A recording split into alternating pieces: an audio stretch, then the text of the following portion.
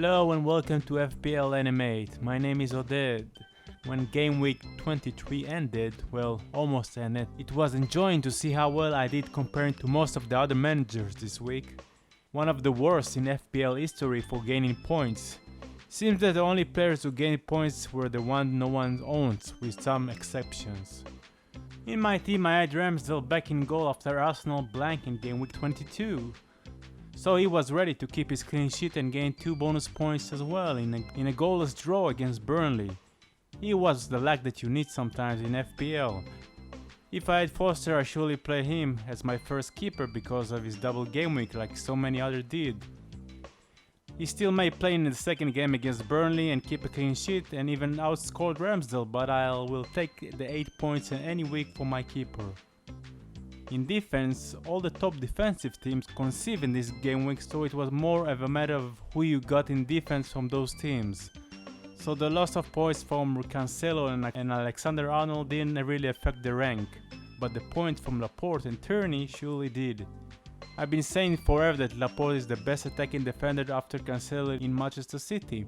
In fact, stats show that he had so far 24 shots inside the box, more than any defender in the league. Every time there is a set piece for Manchester City, chances are that Laporte will be the first one to get to the ball. I've been saying that since game week 2. He may be the best player that I picked this season that is not a premium player, and he's not going anywhere. Tierney proved again that he can do his job both sides. Arsenal surprisingly didn't score in this home game against Burnley, but Tierney was all over the place and had some shots outside the box as well. So a clean sheet and another 2 bonus points from an Arsenal player. Like most managers, my midfielders didn't provide me almost anything. I put the captain shield on Saka because he was differential for this week and it was time to take more risk in the captaincy choices, at least until Salah returns. He wasn't bad in that game, but he was less involved like the previous games Arsenal had. The main reason I think that the balls went more to the other side for Martinelli and Smith Rowe, who finally started the game and didn't come off the bench. All eyes and picks went for Jota in this game against Palace, and he delivered an assist by a questionable penalty. Not what we expected from him, a second game in a row. Guess Salah can be only one. But he did bring a return, which was a rare thing this game week, so at least that's something. Maddison made his final appearance in my team for now, and he had so many good chances to get an attack in return, but Lady Luck wasn't on his side or my side in this game, and one more player who gained the most popular number for this game week, 2.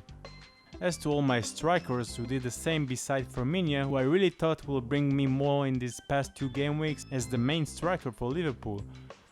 But all the wrong Liverpool players scored in game week 22 and game week 23. And left me with a bad and expensive choice for a striker.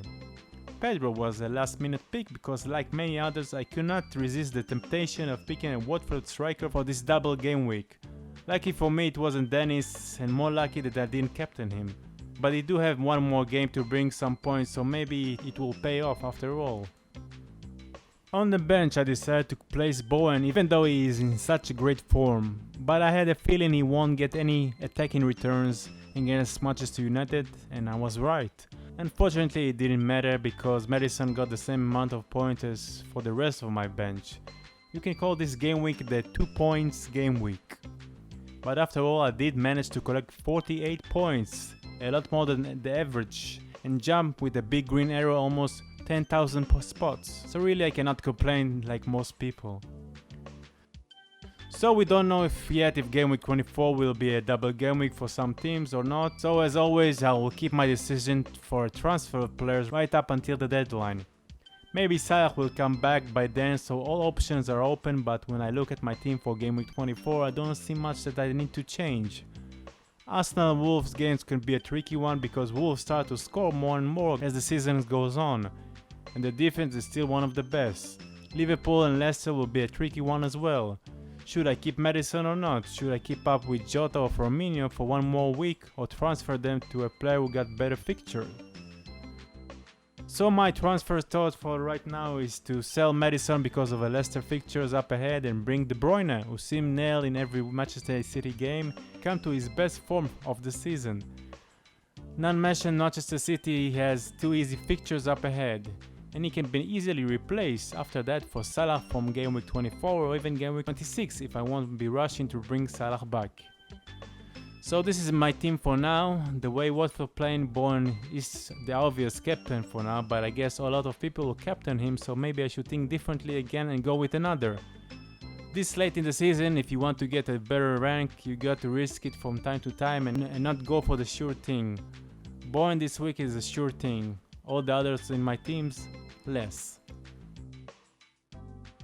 And that's about it. Thank you for watching my video. Do subscribe to my channel, give this video a big like. Not easy to make those videos on a weekly basis, so appreciate the effort and show me some like. Goodbye for now and good luck to all.